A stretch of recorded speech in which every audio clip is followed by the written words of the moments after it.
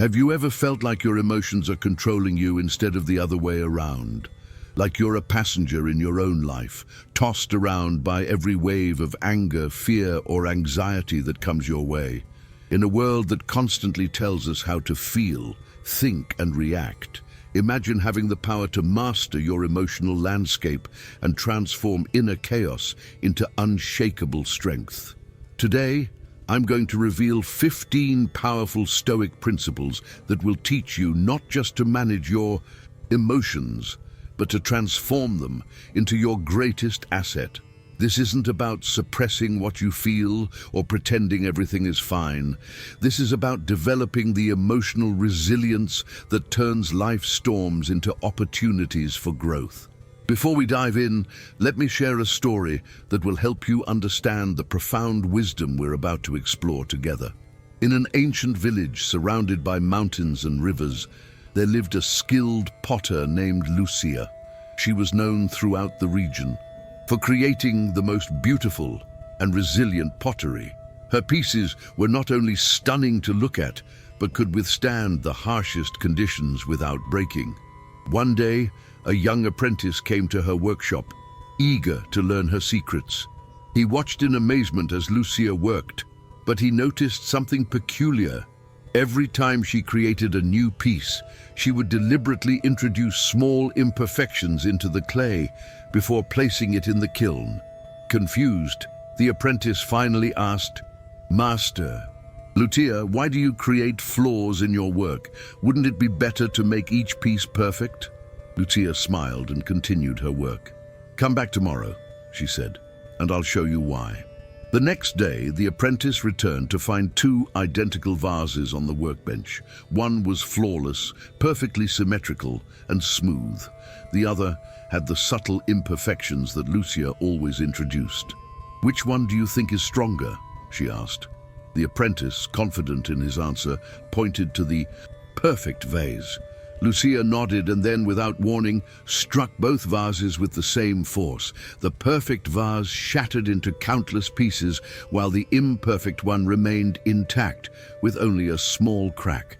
The apprentice stared in disbelief. "How is this possible?" Lucia explained. "The perfect vase was rigid, with no room for flexibility. When force was applied, it had nowhere to distribute the energy, so it shattered completely. But this one," she held up the imperfect vase, "was designed with intentional weaknesses that actually make it stronger. These small imperfections allow the clay to flex and absorb impact without breaking entirely." She continued, "Life is like the kiln, my young friend. It will test you with intense heat and pressure. If you try to be perfect, to never feel pain or struggle, you will shatter at the first real challenge. But if you learn to work with your imperfections, to accept your vulnerabilities and transform them, you become unbreakable."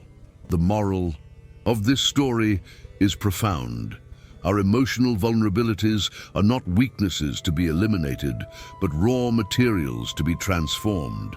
Just as the potter's intentional imperfections created strength, our struggles and challenges can forge an unshakable character if we learn to work with them rather than against them.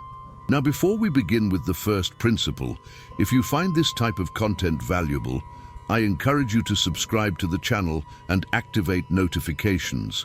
Let's begin this transformative journey together. 1. Control your perceptions, not external events. Have you ever noticed how two people can experience the exact same event and have completely different emotional responses? One person loses their job and falls into despair, while another sees it as an opportunity for a fresh start. The difference isn't in what happened, but in how they perceived it. The Stoics understood something fundamental about human nature. We don't react to events themselves, but to our judgments about those events. Marcus Aurelius wrote, "You have power over your mind, not outside events. Realize this, and you will find strength." Think about that for a moment. Every emotional storm you've ever experienced didn't come from what happened to you, but from what you told yourself about what happened. Someone cut you off in traffic. The anger you felt wasn't caused by their driving, but by your interpretation. How dare they disrespect me like that? This principle is revolutionary because it places the power back in your hands. You can't control whether you get fired, whether someone loves you back, or whether it rains on your wedding day. But you have absolute control over how you interpret these events. Let me give you a practical example. Imagine you send a message to a friend and they don't respond for hours. Your mind might immediately create a story. They're ignoring me. They don't value our friendship. I must have done something wrong. Notice how each of these interpretations triggers different emotions: hurt, rejection, anxiety. But what if you chose a different perception? They're probably busy. They'll respond when they can. Same event, completely different emotional experience. This isn't about being naive or ignoring reality. It's about not adding unnecessary suffering to situations that are already challenging enough. The practice here is awareness. Before you react emotionally to any situation, pause and ask yourself, what story am I telling myself about this? Is it the only possible interpretation? What would a wiser, calmer version of me make of this situation? When you master this principle, you realize that most of your emotional suffering is self-inflicted. Not because you're weak or foolish, but because you haven't learned to separate events from your interpretations of them. Start practicing this today and watch how your emotional landscape transforms. 2. Distinguish between what you can and cannot control. This is perhaps the most fundamental principle in all of Stoic philosophy, and it's the key to emotional freedom. Epictetus taught that there are things within our control and things outside our control, and wisdom lies in knowing the difference. What can you control? Your thoughts, your actions, your responses, your effort, your character, your intentions. That's it. Everything else, your reputation, other people's opinions, the outcome of your efforts, the past, the future, other people's actions, is outside your control. Why is this so important for emotional mastery? Because most of our emotional suffering comes from trying to control what we cannot control. We torture ourselves over what people think of us. We rage against circumstances we can't change. We anxiously obsess over outcomes that depend on factors beyond our influence. Imagine carrying a backpack through life.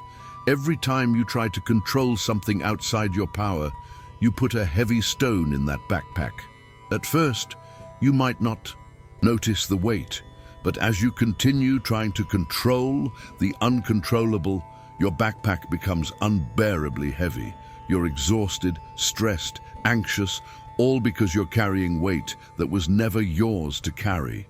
Now imagine setting down that backpack. Imagine saying, I cannot control whether this person likes me, but I can control how I treat them. I cannot control the outcome of this interview, but I can control how well I prepare. I cannot control the economy, but I can control my response to it. Feel that lightness? That's freedom. The practice is simple but not easy. When you feel yourself becoming emotionally reactive, stop and ask, is this within my control? If the answer is no, practice letting it go. Not because you don't care, but because you're wise enough to invest your emotional energy where it can actually make a difference.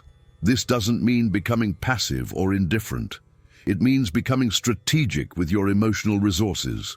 It means fighting the battles you can win and accepting with grace the battles that were never yours to fight. 3. Practice voluntary discomfort. The Stoics believed in a practice they called negative visualization or voluntary discomfort. This might sound counterintuitive, but it's one of the most powerful tools for emotional resilience. Here's the idea. We spend so much time avoiding discomfort that when it inevitably arrives, we're completely unprepared. We've built no emotional muscle to handle it. So when real hardship strikes, we crumble. What if instead you deliberately practice small discomforts? Taking cold showers, fasting for a day, sleeping on the floor occasionally, sitting with uncomfortable emotions without immediately distracting yourself. Why would you do this?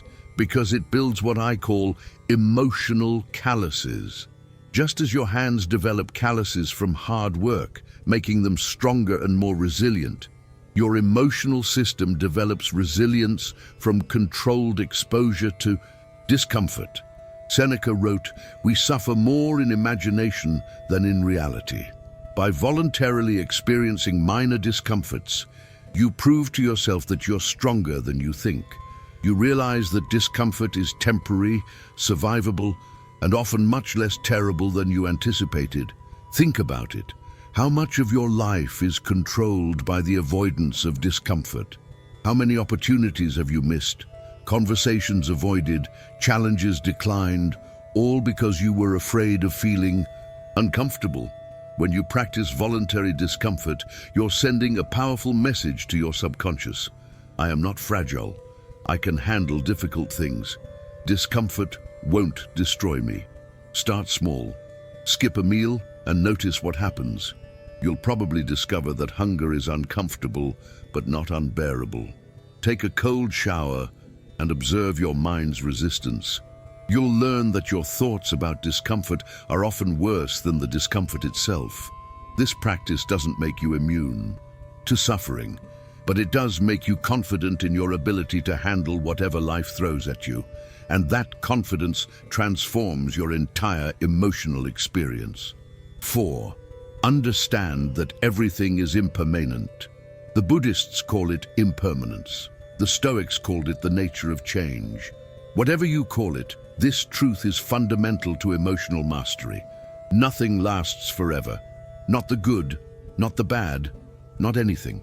When you're suffering, truly understanding impermanence brings relief. This pain you're feeling, it will pass. This difficult situation, it will change. This heartbreak that feels like it will kill you, you will survive it, and one day it will be a distant memory. But impermanence works both ways. When things are good, this truth brings appreciation. This beautiful moment won't last forever. This person you love won't be here forever. This health, this youth, this opportunity, all temporary. Marcus Aurelius practiced what he called memento mori, remember death. Not to be morbid, but to fully appreciate life. When you remember that your time is limited, that everyone you love will eventually be gone, that every experience is fleeting, something shifts.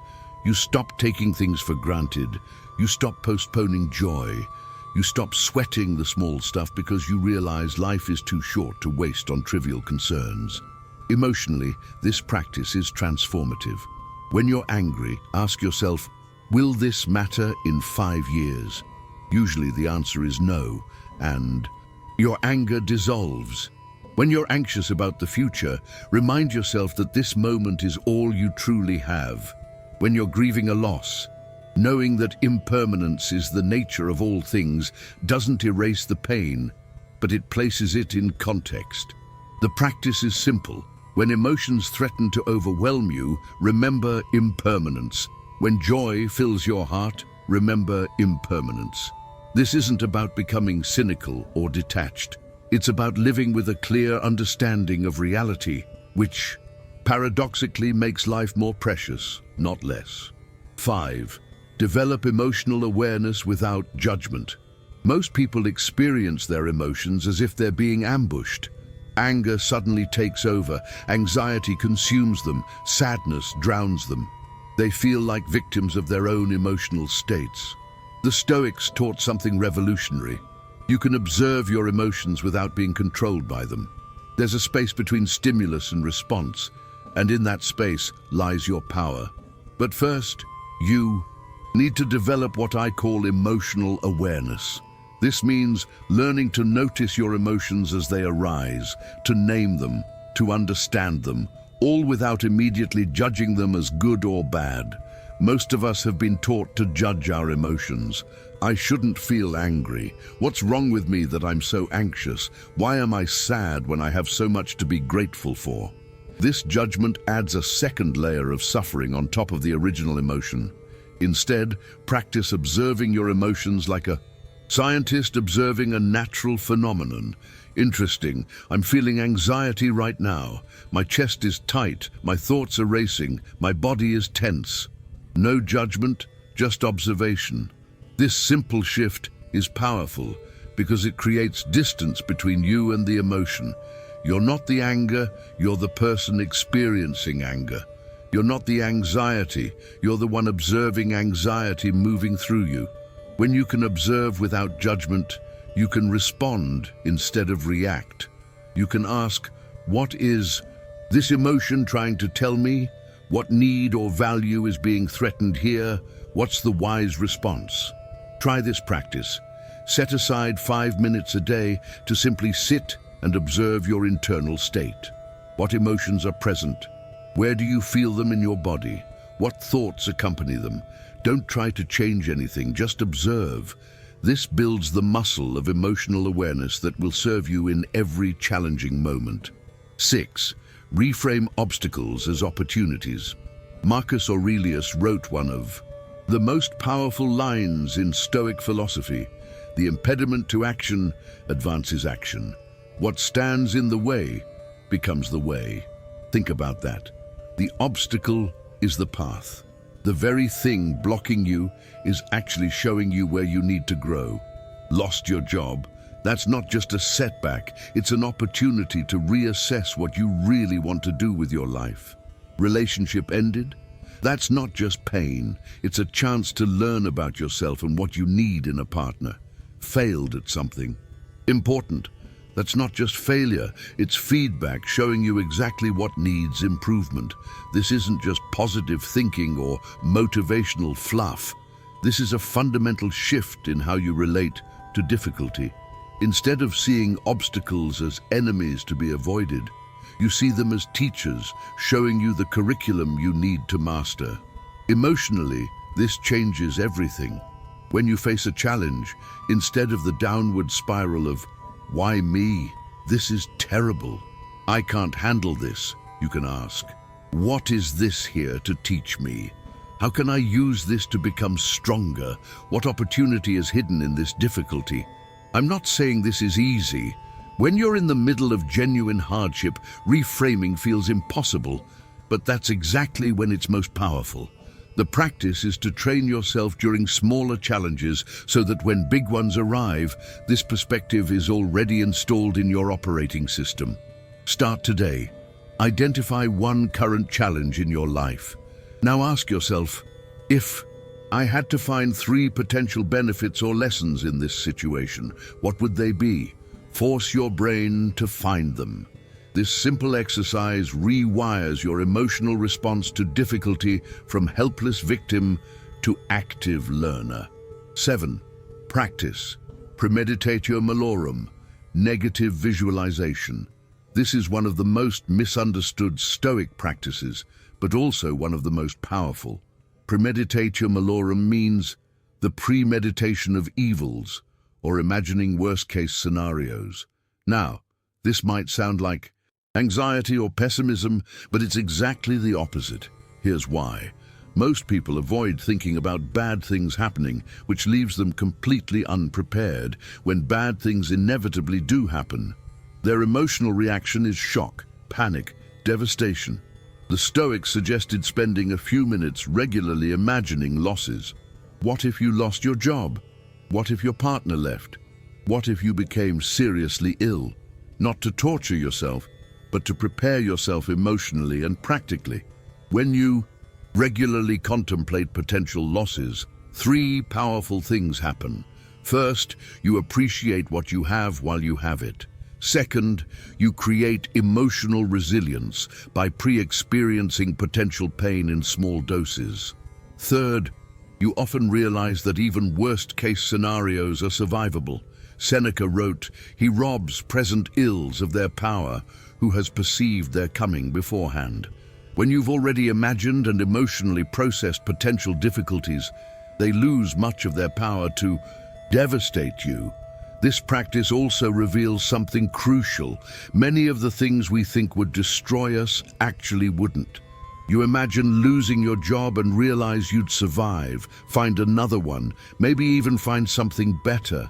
You imagine a relationship ending and realize that while it would hurt, you'd eventually heal and grow. Try this. Once a week, spend 5 minutes imagining something you value being taken away. Not to manifest it or invite it, but to appreciate it more deeply and prepare yourself emotionally. Notice how this practice paradoxically makes you both more grateful and more resilient. 8. Separate facts from interpretations. Your emotions aren't triggered by facts. They're triggered by your interpretations of facts. Learning to distinguish between these two is absolutely crucial for emotional mastery. Here's what I mean. Someone doesn't return your phone call. That's a fact. They don't care about me anymore. That's an interpretation. You didn't get the promotion. That's a fact. I'm not good enough and never will be. That's an interpretation. The facts are neutral. Your interpretations are loaded with meaning, and that meaning generates your emotional response. The problem is that most people have fused facts and interpretations so tightly together that they can't see the difference. A powerful practice is to write down situations that trigger strong emotions, then separate the facts from your interpretations. It might look like this. Fact: my partner didn't kiss me goodbye this morning. Interpretation: they don't love me anymore. They're probably having an affair. Our relationship is falling apart. When you see it written out, you realize how ridiculous your interpretations often are. You've created an entire story, complete with emotional devastation, based on one small fact that has dozens of possible explanations. This practice doesn't mean you ignore red flags or pretend everything is fine. It means you deal with reality, rather than your catastrophic interpretations of reality. You can address the fact, I noticed you seemed distracted this morning. Is everything okay? Without the emotional baggage of your interpretations. Start catching yourself in moments of emotional reactivity. Ask, what are the actual facts here? What stories am I adding to those facts? This simple distinction will save you from tremendous unnecessary suffering. 9. Develop a relationship with discomfort. Most people treat discomfort as an enemy. The moment they feel it, they reach for a distraction: food, alcohol, social media, shopping, anything to make the feeling go away. This creates a vicious cycle where their capacity to handle discomfort actually shrinks over time. The Stoics taught something different. Develop a relationship with discomfort. Sit with it, examine it, learn from it. Discover that it won't destroy you. Emotional discomfort is often information. Anxiety might be telling you that something in your life needs attention. Anger might be highlighting a boundary that's been violated. Sadness might be signaling a loss that needs to be grieved. But if you immediately distract yourself from these emotions, you never get the message they're trying to deliver. Moreover, every time you avoid discomfort, you send your subconscious a message: I can't handle this. I'm fragile. I need to be protected from difficult feelings. Over time, this makes you emotionally brittle. What if instead you sat with difficult emotions, not wallowing in them or amplifying them, but simply allowing them to be present without immediately trying to fix or escape them? Try this practice. Next time you feel uncomfortable emotions arising, set a timer for 5 minutes. During that time, just sit with the feeling. Notice where it is in your body. Observe how it changes and moves. Breathe into it. Don't try to make it go away, but don't feed it with rumination either. Just be with it. You'll discover something remarkable. Emotions are temporary. They rise, peak, and fall, usually within minutes if you don't keep re-triggering them with your thoughts. You'll also discover that you're much stronger than you think. You can handle feeling uncomfortable without falling apart. 10. Practice self-compassion alongside discipline. There's a common misconception that Stoicism is about being harsh with yourself, about toughening up and suppressing emotions. Nothing could be further from the truth. Marcus Aurelius, in his private journals, regularly reminded himself to be patient and forgiving with his own failures. The Stoics understood that growth requires both discipline and compassion, both high standards and understanding when you fall short. Think about it. When you fail at something or make a mistake, what's your internal dialogue? For most people, it's brutal. I'm such an idiot. I always screw things up. I'll never change. This kind of self-talk doesn't motivate improvement. It triggers shame and defensiveness. Self-compassion looks different. It says, I made a mistake. That's part of being human. What can I learn from this? How can I do better next time? Same situation, completely different emotional impact. Research shows that self-compassion is actually more effective than self-criticism for motivating change. When you treat yourself with kindness and understanding, you're more likely to acknowledge mistakes honestly, learn from them, and try again. When you're harshly self-critical, you're more likely to defensiveness, denial, and giving up. This doesn't mean making excuses or lowering standards. It means holding high standards while understanding that you're a human being on a journey of growth. You'll stumble, you'll fail, you'll have setbacks. That's not a problem, that's the process.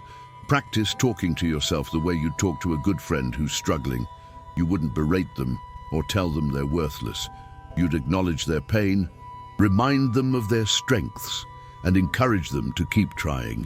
Give yourself that same gift. 11. Focus on process, not outcomes. One of the greatest sources of emotional suffering is attachment to outcomes. We think we'll be happy if we get the promotion, devastated if the relationship ends, fulfilled if we achieve the goal. This ties our emotional state to things largely outside our control. The Stoics taught something different. Focus on the process, on what's within your control, and let go of attachment to results. You can control how hard you work, how well you prepare, how much integrity you bring to your efforts. You cannot control whether you get the job, whether the relationship works out, whether your business succeeds. When your happiness depends on outcomes, you're on an emotional roller coaster.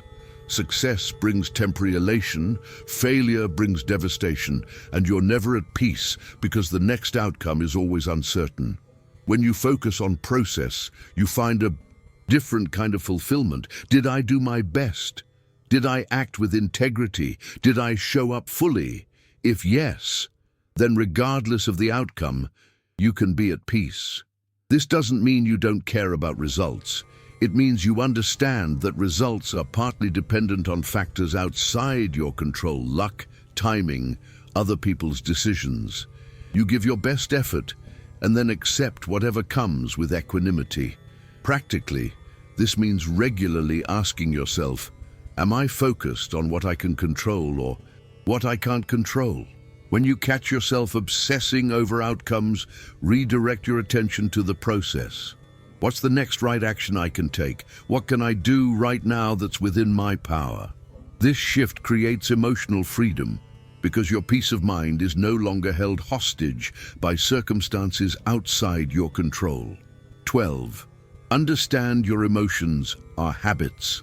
Most people think emotions just happen to them, random events outside their control. The truth is more empowering. Your emotional patterns are largely habits, and habits can be changed. If you tend to respond to criticism with anger, that's a habit. If you typically react to uncertainty with anxiety, that's a habit. If your default response to setbacks is despair, that's a habit. This is good news because it means you're not stuck with your current emotional patterns. Just as you can build a habit of going to the gym or eating healthy, you can build a habit of responding to life's challenges with calm, resilience, and wisdom. But like any habit change, it requires awareness, practice, and patience. You need to catch yourself in the old pattern, interrupt it, and consciously choose a different response, over and over and over. At first, this feels awkward and effortful. The old emotional habits are deeply ingrained neural pathways that fire automatically. The new responses you're trying to install feel foreign and forced. But with consistent practice, the new patterns become stronger and, eventually, they become your new automatic responses. The key is not to expect overnight transformation. You're rewiring decades of conditioning. Be patient with yourself. Celebrate small victories. If you usually stay angry for hours and today you let it go after 20 minutes, that's progress. Keep practicing. Every time you choose a wiser emotional response, you're strengthening that neural pathway. Every time you catch yourself falling into old patterns and consciously redirect, you're building the muscle of emotional mastery. 13. Practice gratitude. Daily. Gratitude isn't just a feel-good practice. It's one of the most powerful tools for emotional transformation. When you genuinely practice gratitude, it becomes nearly impossible to simultaneously feel anger, anxiety, or despair. Why? Because gratitude shifts your focus from what's wrong to what's right, from what you lack to what you have, from problems to blessings. This isn't about denying difficulties or pretending everything is perfect. It's about developing a balanced perspective that includes both challenges and gifts. The Stoics regularly practiced what they called grateful contemplation, taking time to reflect on the good things in their lives, knowing that nothing is permanent and everything could be lost. Marcus Aurelius wrote, "When you arise in the morning, think of what a precious privilege it is to be alive, to breathe, to think, to enjoy, to love." This wasn't naive optimism. This was a man facing tremendous challenges who chose to also acknowledge the good. Practically develop a daily gratitude practice. It could be as simple as writing down 3 things you're grateful for each morning or evening. The key is specificity. Not just, "I'm grateful for my family," but "I'm grateful that my daughter laughed at my joke this morning, and I got to see her eyes light up." When you practice gratitude regularly, you're training your brain to notice positive things. Most people have a negativity bias. Their attention naturally gravitates toward problems and threats. Gratitude practice counterbalances this, helping you develop a more accurate and balanced view of your life. This doesn't mean you ignore real problems. It means you don't let problems eclipse everything else.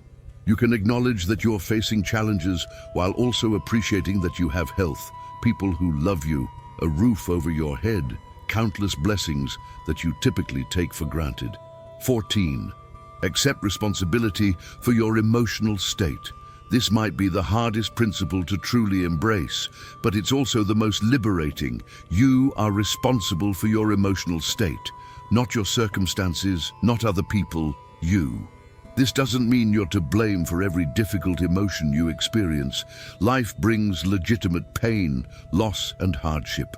But it does mean that your habitual emotional patterns, your reactions, your interpretations, those are on you. When you blame your emotional state on external factors, you give away your power. "Of course I'm angry. Did you see what they did? How can I not be anxious with everything going on? Anyone would be depressed in my situation." Maybe. But as long as you believe your emotions are caused by external circumstances, you're helpless to change them. You're a victim, waiting for the world to be different so you can feel better. When you accept responsibility, you reclaim your power. "I'm angry because of how I'm interpreting this situation." What other interpretations are possible? "I'm anxious because I'm focused on what I can't control. What can I focus on instead? I'm feeling depressed. What needs are not being met? What small action can I take?" This shift from victim to agent is transformative. You move from helplessness to empowerment, from reactive to proactive, from controlled by your emotions to in charge of them. This doesn't happen overnight. You'll catch yourself blaming circumstances countless times. That's okay. Just notice it, take responsibility, and choose a different response. Over time, this becomes your new operating system. 15. Remember that wisdom requires practice. The final principle is this: knowing these ideas intellectually is worthless unless you practice them daily. Wisdom isn't information, it's transformation. It's not what you know, it's what you do consistently. The Stoics weren't philosophers who just thought about these ideas. They were practitioners who applied them daily in their lives. Marcus Aurelius was managing an empire. Epictetus had been a slave. Seneca was navigating political intrigue. They didn't have the luxury of abstract philosophy. They needed practical tools that worked in real life. That's what these 15 principles are. Practical tools. But tools are useless unless you use them. You need to practice observing your thoughts, distinguishing what you can control, sitting with discomfort, reframing obstacles, cultivating gratitude. First, this will feel effortful. You'll forget, you'll fall back into old patterns. You'll have days where you feel like you're making no progress at all. That's normal. That's part of the journey. The key is consistent practice. Not perfection, but persistent effort. 5 minutes of gratitude each morning. Pausing to observe your emotions before reacting. Catching yourself trying to control the uncontrollable and redirecting your energy. These small practices, done consistently, create profound transformation. Not overnight, but over time. You'll notice you're less reactive. Challenges don't derail you as easily. You recover from setbacks faster. You feel more at peace, even when circumstances are difficult. This is the promise of Stoicism. Not a life without challenges, but the strength to face any challenge with wisdom, courage, and grace. Conclusion. We've reached the end of this journey through 15 Stoic principles for emotional mastery. We've explored how to control your perceptions, distinguish what you can and cannot control, practice voluntary discomfort, embrace impermanence, develop emotional awareness, reframe obstacles, practice negative visualization, separate facts from interpretations, develop a relationship with discomfort, practice self-compassion, focus on process over outcomes, understand emotions as habits, practice gratitude, accept responsibility, and commit to daily practice. Each of these principles represents a tool in your emotional toolkit.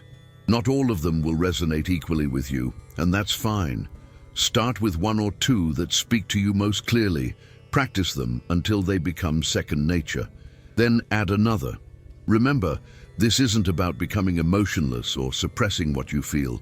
It's about developing the wisdom to respond to your emotions skillfully rather than being controlled by them. It's about transforming your inner chaos into your greatest source of power. The Stoics understood something that modern society often forgets. You can't control what happens to you, but you have absolute control over how you respond. And in that response lies all your power, all your freedom, all your peace. As Epictetus wisely said, it's not what happens to you, but how you react to it that matters. And Marcus Aurelius reminded us, the happiness of your life depends upon the quality of your thoughts. So begin today. Choose one principle from this video and commit to practicing it for the next week. Notice what changes. Then choose another. Over time, these practices will transform not just your emotional life, but your entire experience of being human. Thank you for joining me on this journey. If this resonated with you, share it with someone who needs to hear it. Subscribe for more wisdom, and most importantly, take action. Your more peaceful, resilient, and emotionally masterful life awaits.